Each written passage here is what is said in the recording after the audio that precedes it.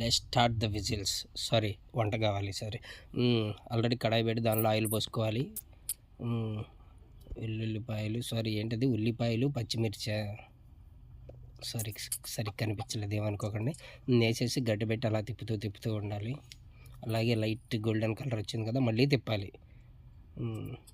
ఈసారి ఓకే అయినా సరే మనం ఆగం. తర్వాత అల్లం వెల్లుల్లి పేస్ట్ వేసి తిప్పుతూనే ఉండు. చాలా ఈజీ రెసిపీ, 4-5 ఇంగ్రీడియంట్స్తో కంప్లీట్ అయిపోతుంది. మీరు కూడా తప్పకుండా ట్రై చేయండి. వెరీ ఫాస్ట్ అండ్ క్విక్, రెండు ఒకటే కదా. నెక్స్ట్ అలా తిప్పి ఆ తర్వాత లైట్గా వెయిట్ చేయండి. వెయిట్ చేసి ఆ తర్వాత పక్కన పెట్టుకున్న బంగాళదుంప ముక్కలు, వంకాయ ముక్కలు వేసేసి పైన కొంచెం, ఇంకా ఎంతసేపు రా బాబు, వంకాయ ముక్కలు పడింది. లైట్గా ఉప్పు వేసుకోవాలి పైన. పడిందా? ఉప్పు పడింది. ఆ తర్వాత ఇంకొంచెం పసుపు.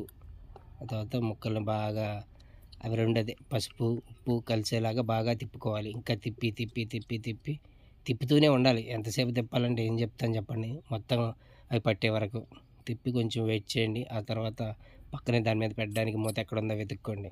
దొరికే వరకు దొరికేసింది పెట్టేసి, ఆ తర్వాత కొంచెం టైం అయిన తర్వాత కారం, తగినంత కారం, మర్చిపోవద్దు, ముందే చెప్తున్నాను, తగినంత కారం వేసి మళ్ళీ తిప్పాలి.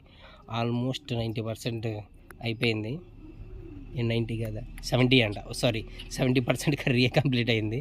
సో తిప్పి లాస్ట్లో ఇప్పుడు 90% దగ్గర పడింది. అప్పుడు వేయాలి గరం మసాలా, ధనియాల పొడి, అది వేసి మళ్ళీ తిప్పాలి.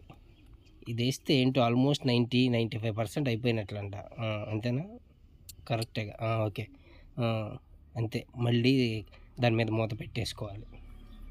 మూత పెట్టేసి ఒకసారి తీసేసి, స్మెల్ వచ్చిందా? నాకైతే వచ్చింది, మీకు రాలేదులే. అంతే, అయిపోయింది. Thank you.